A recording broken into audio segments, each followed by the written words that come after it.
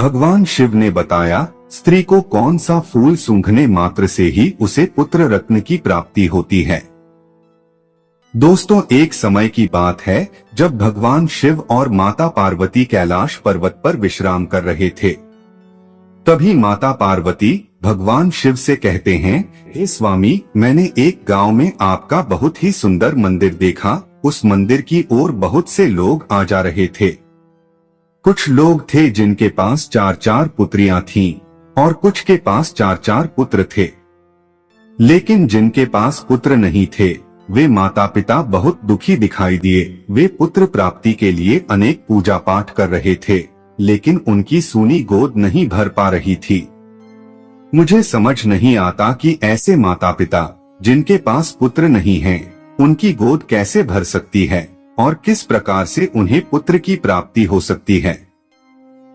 दोस्तों, यह सुनकर भगवान शिव मुस्कुराए और बोले, हे देवी पार्वती, मैं तुम्हें एक ऐसे फूल के बारे में बताने जा रहा हूँ जिसके मात्र सूंघने से ही पुत्र की प्राप्ति हो जाती है। तब माता पार्वती अचंभित होकर बोली, हे प्रभु, कृपया मुझे उस फूल के बारे में शीघ्र ही बताइए। वह कौन सा फूल है जिसके सूंघने से पुत्र की प्राप्ति होती है और उसे किस प्रकार प्राप्त करना चाहिए। तब भगवान शिव कहते हैं, हे पार्वती, मैं तुम्हें उस फूल के बारे में विस्तार से एक कथा के माध्यम से सुनाने वाला हूँ, इसलिए इस कथा को पूरे से सुनो। और जो भी महिलाएं इस कथा को पूरा सुनता है उसे पुत्र प्राप्ति के लिए कभी चिंतित नहीं रहना पड़ेगा। इसलिए आप सभी भी इस कथा को पूरा सुने। इस वीडियो को लाइक एवं शेयर जरूर करें। दोस्तों, फिर कथा को सुनाना प्रारंभ करते हैं। दोस्तों, एक बार की बात है, एक किसान था जिसकी 6 बेटियां थीं।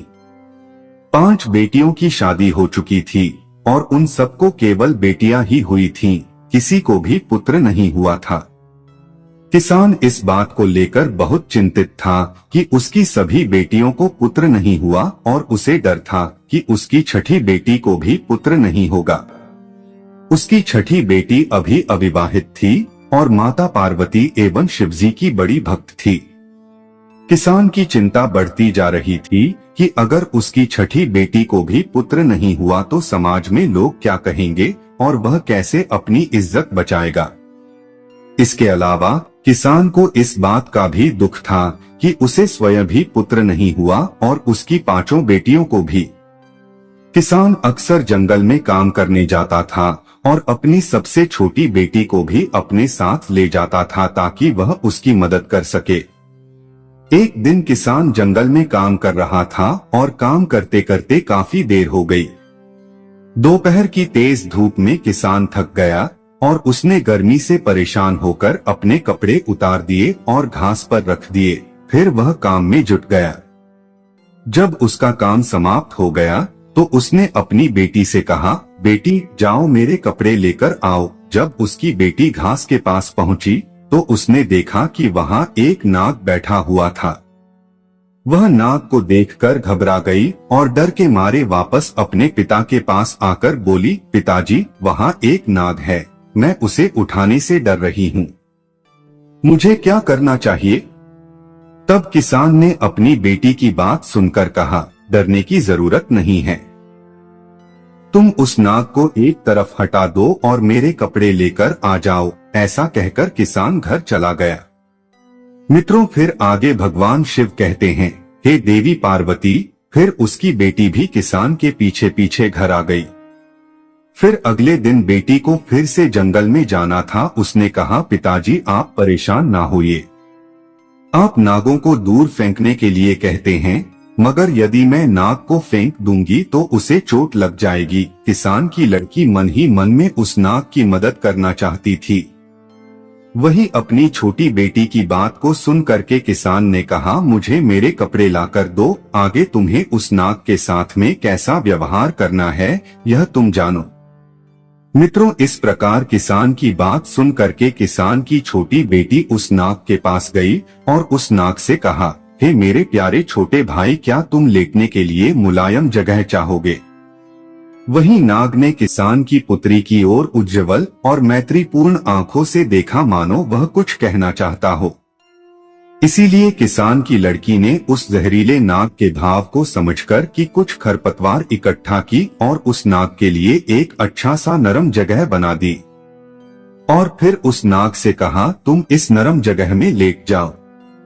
मित्रों, फिर जैसे ही किसान की लड़की ने उस नाग को उस जगह पर लेटा आया तो वह नाग किसान की लड़की से कहने लगा और उससे पूछा, क्या तुम मेरी सेवा में आना चाहोगी? मैं जानता हूँ तुम्हारे पिता बहुत ही गरीब हैं और वह मुझे दूर फेंकवाना चाहते थे क्योंकि उन्हें उनके कपड़े मिल सके, क्योंकि मैं गर्मी में बहुत परेशान हो रहा था, इसलिए तुम्हारे पिता के कपड़ों में बैठ गया। तुम बहुत अच्छी लड़की हो, मैं तुम्हें पसंद करता हूँ। तुम केवल बस हर दिन लगभग कुछ घंटे मुझे अपने साथ घुमाने के लिए ले चला करो, इसके लिए मैं तुम्हें रोजाना बहुत सारा धन दूंगा और मजदूरी और खाना भी दूंगा। यदि तुम 3 वर्ष तक ऐसा करो तो मैं जादू से छुटकारा पा लूंगा, क्योंकि मैं एक जादुई राजकुमार हूँ और फिर राजकुमार बनते ही यानी अपने असली रूप में आते ही मैं तुम्हारे साथ में विवाह भी कर लूंगा। दोस्तों, फिर आगे भगवान शिव कहते हैं, हे देवी। वहीं नाग की बात को सुनकर वह लड़की तैयार हो गई। लड़की ने कहा, मैं आपकी सेवा करने के लिए तैयार हूँ, आप जैसा कह रहे हैं मैं वैसा ही करूंगी। तो नाग ने कहा, फिर कल इसी समय पर तुम आ जाना। और फिर वह लड़की वापस आने का वचन देकर अपने पिता के कपड़े लेकर के घर वापस आ गई और वहीं रात को खाना खाने के बाद सो गई।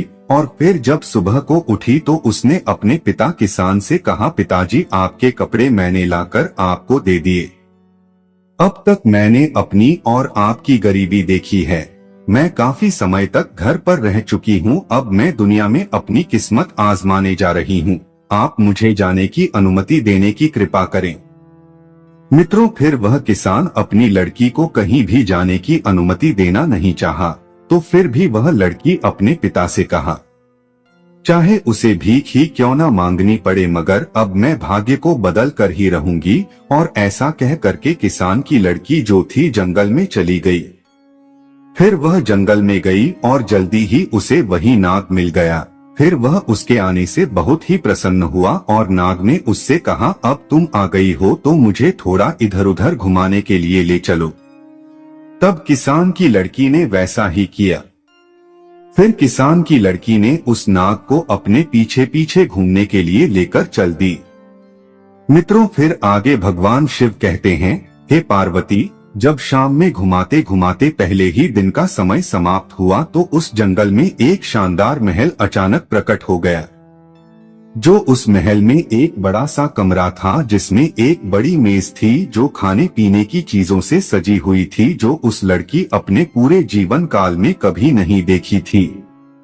फिर तो किसान की लड़की ने भरपेट खाना खाया और फिर बिस्तर पर चली गई और फिर रोजाना हर दिन वह 1-2 घंटे के लिए उस नाग को अपने साथ रखती थी और फिर महल में जाती थी, जहां उसके लिए सब कुछ तैयार किया जाता था और जहां उसके लिए शानदार व्यवस्था की जाती थी। मित्रों, फिर आगे भगवान शिव कहते हैं, हे पार्वती, इस प्रकार धीरे धीरे 1 वर्ष बीत जाने के बाद में किसान की लड़की ने उस नाग से अपने पिता से मिलने की अनुमति मांगी। तो नाग ने कहा, तुम्हारी इच्छा अपने पिताजी से मिलने की है तो जाओ मिल आओ और अगले दिन वापस लौट आना। दोस्तों, फिर नाग इस शर्त पर सहमत हुआ कि वह तुरंत लौट आएगी। इस प्रकार किसान की लड़की ने अपने पिता और अपने बहनों के लिए सोना और अन्य कीमती चीजें ले ली और अपने घर चली आई। जब वह अपने खजाने के साथ में अपने पिता के पास पहुंची तो उसके पिता और उसकी बहन जानना चाहती थी कि यह सारा सामान उसे कहां से मिला है और इसका मालिक कौन है। लेकिन उस लड़की ने उन्हें कुछ भी नहीं बताया, क्योंकि नागराज ने उसे ऐसा करने से मना कर दिया था। यहाँ तक कि किसान और उसकी 5 बेटियों ने उसको बहुत ज्यादा मारा पीटा, लेकिन उसने कुछ भी नहीं कहा। और वहीं अगले दिन वह लड़की उस नाग के पास वापस जंगल में चली गई और फिर उस नाग को हर दिन 1 या 2 घंटे तक घुमाने ले जाती रही। इस प्रकार दूसरे वर्ष के अंत में एक बार फिर वह अपने पिता और अपनी बहनों से मिलने गई और इसी प्रकार तीसरे वर्ष के अंत में भी मिलने गई। इसी प्रकार वहीं जब किसान की लड़की तीसरी बार नाग को छोड़ करके अपने पिता और अपनी बहनों से मिलने के लिए गई, जो उससे जाने से पहले नाग ने कहा था कि आज तुम तुरंत लौटकर आना, कल तक नहीं रुकना, और इस प्रकार वह लड़की आने का वचन देकर के उस नाग को छोड़ करके चली गई। दोस्तों, उधर जब वह लड़की अपने पिता के पास पहुंची तो उसके पिता और उसकी बहनों ने इस बात पर जोर दिया कि जो धन वह अपने साथ लेकर आती है, सोना चांदी आदि, उसका असली मालिक कौन है और वह किसके यहाँ पर काम करती है। वहीं उस लड़की ने अपने पिता और अपनी बहन को कुछ भी नहीं बताया तो किसान ने उसे घर से बाहर जाने देने से इनकार कर दिया। तब वहीं किसान की बेटी ने किसी तरह से अपने आप को बाहर जाने का रास्ता निकाल लिया। आखिरकार उसने जोर लगा करके खुद को अलग कर लिया, लेकिन जब तक वह जंगल में लौटी तब तक बहुत देर हो चुकी थी, क्योंकि नाग अब वहां पर नहीं था।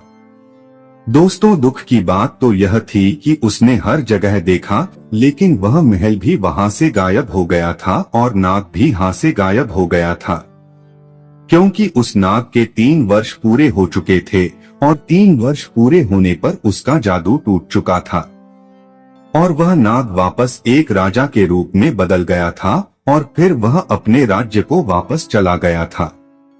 दोस्तों, उधर उस नाग को जंगल में ना पा करके वह लड़की बहुत परेशान होने लगती है और सोचने लगी, शायद मेरे पिता और मेरी बहनों ने मुझे घर पर ना रोका होता तो शायद आज वह नाग मेरे पास होता। दोस्तों, तब उस लड़की ने उस नाग को दुनिया भर में खोजने का निर्णय किया। वह उसे ढूंढते ढूंढते एक दिन जंगल में एक झोपड़ी के पास पहुंची, जहां एक बूढ़ी औरत रहती थी। लड़की ने रात के लिए आश्रय मांगा और बुढ़िया को अपनी पूरी कहानी सुनाई। तब बुढ़िया ने उसे दोस्ताना व्यवहार से स्वागत किया और अगले दिन 3 सेब दिए।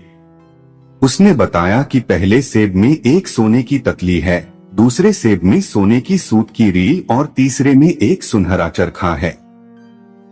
उसने यह भी बताया कि लड़की को सबसे पहले किससे मिलना है और उसे कैसे राजा तक पहुंचना है। फिर लड़की ने बुढ़िया को धन्यवाद दिया और तीनों सेब लेकर अपनी यात्रा जारी रखी। कई दिनों के सफर के बाद वह एक कांच के पहाड़ पर पहुंची, जो पहाड़ बहुत फिसलन भरा था और लड़की को नहीं पता था कि उसे कैसे पार करे। कई बार फिसलने के बाद उसे पास में एक लोहार दिखाई दिया। वह लोहार के पास गई और उसने अपने हाथों और घुटनों में घोड़े की नाल बंधवा ली, जिससे वह पहाड़ पर चढ़ने में सफल रही। पहाड़ को पार करने के बाद लड़की को एक महानगढ़ दिखाई दिया, जहां राजा रहता था।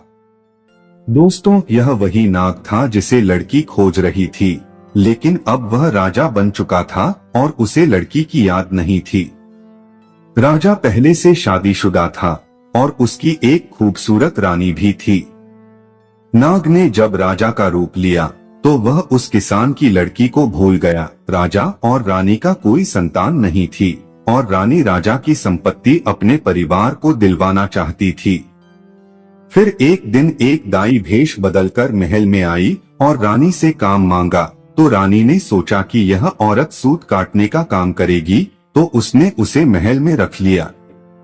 जब लड़की ने पहला सेब खोला तो उसमें से सोने की तकली निकली, जिससे रानी ने तकली देखी और उसे बहुत पसंद आई।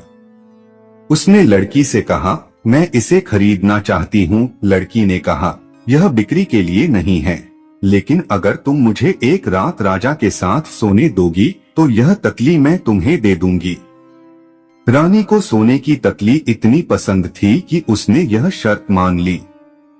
लेकिन जब रात हुई, रानी ने राजा को नींद की दवा खिला दी, जिससे राजा गहरी नींद में सो गया और रानी ने लड़की को राजा के शयन कक्ष में भेज दिया। फिर लड़की राजा के पास बैठकर रोने लगी। उसने कहा, 3 साल तक मैंने तुम्हें नाग के रूप में ढूंढा। तुम्हारी खातिर मैंने अपने पिता और बहनों से मार खाई, कठोर बातें सुनी और कांच के पहाड़ पर चढ़ने के लिए मेरे हाथों और घुटनों में घोड़े की नाल बंधी। अब तुम मुझे भूल गए हो और यहाँ अपनी पत्नी के साथ सुखपूर्वक जीवन बिता रहे हो। दोस्तों, लेकिन राजा तो नींद में था और लड़की की बातें सुन नहीं सका, क्योंकि रानी ने उसे दवा दे रखी थी ताकि वह कुछ न सुन सके। इस प्रकार से किसान की लड़की अपनी बात बोलती रही, मगर राजा सोता रहा और उसको कोई जवाब नहीं दिया। किसान की लड़की यही सोचती रही कि राजा मेरी बात को सुन रहा है, लेकिन कोई जवाब नहीं दे रहा। दोस्तों, इस प्रकार राजा से बात करते करते सुबह हो गई और फिर रानी आई और फिर किसान की लड़की को राजा के शयन कक्ष से बाहर ले गई। राजा इतनी गहरी नींद में था कि उसे कुछ भी समझ नहीं आया। दोस्तों, फिर भगवान शिव कहते हैं, हे पार्वती, इस प्रकार किसान की लड़की ने दुखी होकर दूसरा सेब लिया, उसे तोड़ा और उसमें से सुनहरे धागे की रील निकाल ली। फिर जब रानी ने उस रील को देखा तो उसने उसकी बहुत प्रशंसा की और लड़की से उसे बेचने के लिए कहा। वहीं किसान की लड़की ने रानी से फिर कहा वह एक बार फिर राजा से उसकी मुलाकात शाम को करवा दे तो उसको सुनहरे धागे की रील दे देगी। वहीं रानी ने वचन दिया और सब कुछ पहली रात की तरह ही हुआ। राजा नींद की दवा खाने की वजह से गहरी नींद में सो रहा था, क्योंकि रानी ने दूसरी रात भी राजा को नींद की दवा खिला दी थी और उस दवा से इतनी गहरी नींद राजा को आई कि कोई भी रोना धोना या शिकायत राजा को जगा नहीं सकती थी। हालांकि राजा के एक सेवक ने रानी को राजा के शयन कक्ष में चरखा लाते हुए देखा था और इसीलिए वह राजा का जो सेवक था वह राजा के शयन कक्ष के बाहर चुपचाप खड़ा हो गया और उसने रेशम काटने वाली की सारी बात सुनी और फिर अगले दिन उसने राजा को सब कुछ बताया जो उसने देखा और सुना था। दोस्तों, इस प्रकार जब राजा को मालूम पड़ गया कि जब मैं नाग था और एक लड़की ने जो किसान की लड़की थी मेरी बहुत सेवा की और मैंने उससे शादी का वादा किया था, आज वह मुझे ढूंढते हुए मेरे महल तक आ गई है, मुझे उससे मिलना चाहिए। दोस्तों, लेकिन राजा क्या कर सकता था। सुबह होते ही रानी जो थी उस किसान की लड़की को राजा के शयन कक्ष से बाहर ले गई थी। दोस्तों, इधर तो राजा किसान की लड़की से मिलने के बारे में सोच रहा था और उधर किसान की लड़की ने अपना आखिरी सिर खोला तो वह सुनहरे चरखे वाला था। वहीं जब रानी ने इस बार सुनहरा चरखा देखा तो उसने कहा यदि वह उसको सोने का चरखा दे तो वह इस रात को भी राजा के साथ उससे सोने देगी। वहीं किसान की लड़की मान गई और उस शाम रानी ने एक बार फिर अपने राजा को नींद की दवा दी। लेकिन इस बार राजा सचेत था, क्योंकि इस बार सेवक के द्वारा उसे सारी बात मालूम पड़ चुकी थी। वहीं राजा ने इस बार दवा पीने का केवल नाटक किया। उसने चुपके से दवा को डेस्टिन में डाल दिया और फिर लेट गया और सोने का नाटक करने लगा। वहीं जब राजा सो गया तो रानी जो थी किसान की लड़की को यानी सूत काटने वाली को राजा के शयन कक्ष में लेकर आ गई। लड़की उदास होकर के राजा के बिस्तर के पास में गई और वहीं पर खड़ी होकर फूट फूट कर रोने लगी और कहने लगी, अब मुझे पता चला है कि कृतज्ञता दुनिया का चलन है। 3 साल तक मैंने तुम्हें नाग रूप में तुम्हारी खातिर मुझे अपने पिता और बहनों से मार और कठोर शब्द मिले। कांच के पहाड़ पर चढ़ने के लिए मेरे हाथ और घुटनों में घोड़े की नाल बंधी थी और तुम यह सब कुछ भूल गए और रानी के साथ में रह करके सुखपूर्वक जीवन जी रहे हो। अब मेरा क्या होगा। दोस्तों, फिर आगे भगवान शिव कहते हैं, हे देवी, इस बार राजा सब कुछ चुपचाप सुनता रहा लेकिन सोने का नाटक करता रहा। राजा ने मन ही मन सोचा कि एक मेरी रानी है जिसके लिए मैं इतना प्यार करता हूँ और वह मेरी संपत्ति को अपने मायके वालों को देना चाहती है, वह मुझे सम्मान तक नहीं देती। वहीं दूसरी ओर एक गरीब किसान की बेटी है जो मुझे ढूंढते हुए यहाँ तक आई और जब मैं नाग के रूप में था तब उसने मेरी सच्चे दिल से सेवा की। यह सब सोचकर राजा ने अगले दिन एक बड़े उत्सव और भोजन का आयोजन किया। राजा ने रेशम काटने वाली उस किसान की बेटी को अपने दाहिनी ओर बैठने के लिए आमंत्रित किया। फिर भरे दरबार में राजा ने उस किसान की लड़की से विवाह कर लिया और सभी ने आनंद पूर्वक भोज किया। फिर शादी के बाद जब पहली रात किसान की बेटी सो रही थी, जो कि लक्ष्मी जी की उपासक थी, वह मन ही मन पुत्र की कामना लेकर सो रही थी। उसी रात लक्ष्मी जी उसके सपने में आईं और उससे कहा, बेटी चिंता मत करो, मैं तुम्हें एक ऐसे फूल के बारे में बताती हूँ जिसे मासिक धर्म समाप्त होने के बाद कोई भी स्त्री सूंघे और फिर पति के साथ मिलन करे तो निश्चित ही उसे पुत्र की प्राप्ति होगी। माता लक्ष्मी ने आगे कहा, बेटी शाम को सूर्यास्त के समय बगीचे के उत्तर पश्चिम कोने में लाल गुलाब और सफेद गुलाब के फूलों की टहनी को, जिस पर सुंदर और पूर्ण विकसित गुलाब लगे हों, एक थाली से ढक देना चाहिए। फिर अगली सुबह सूर्योदय के समय उसे हटा देना चाहिए। यदि तुम्हें पुत्र चाहिए तो लाल गुलाब को सूंघना और पुत्री चाहिए तो सफेद गुलाब को सूंघना। ध्यान रहे, गलती से दोनों फूलों को एक साथ सूंघना नहीं चाहिए। किसान की बेटी ने राजा को अपने इस स्वप्न के बारे में बताया। फिर राजा ने एक सुंदर बगीचे में सफेद और लाल गुलाब के पौधे लगवाए। जब पौधों पर फूल खिले तो राजा ने एक सफेद और एक लाल फूल की टहनी को लेकर रात में उल्टा दबा दिया।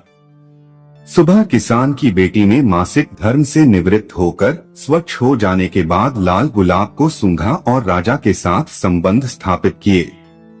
इससे उसे गर्भधारण हुआ और समय पूरा होने पर उसने एक पुत्र को जन्म दिया, जिससे राजा ने इस खुशी में पूरे राज्य में ढोलन गाड़े बजवाए और मिठाइयां बांटी। इतना ही नहीं, किसान की बेटी ने अपने पिता और बहनों को भी इस फूल की शक्ति के बारे में बताया, यहाँ तक कि उसने राजा की पहली रानी को भी यह बात बताई। जो लोग पुत्र चाहते थे उन्होंने लाल गुलाब को सूंघा और उन्हें पुत्र की प्राप्ति हुई, जबकि जिन्हें पुत्री चाहिए थी उन्होंने सफेद गुलाब को सूंघकर पुत्री को जन्म दिया। फिर भगवान शिव ने माता पार्वती से कहा, हे देवी, इस प्रकार उनके घरों में सबके जीवन में सुख समृद्धि आ गई और सभी को संतान की प्राप्ति हुई और उनका परिवार खुशियों से भर गया। तो दोस्तों, इस प्रकार भगवान शिव ने माता पार्वती को कथा सुनाई। मैं आशा करता हूं कि आपको यह कथा पसंद आई होगी। और यदि इस चैनल शर्मा इंस्पायर्ड पर नए हैं तो चैनल को सब्सक्राइब कर वीडियो को लाइक एवं शेयर जरूर करें, ताकि हर वीडियो आप लोगों के पास पहुंच सके। साथ ही कमेंट बॉक्स में हर हर महादेव और जय मां पार्वती जरूर लिखें। धन्यवाद।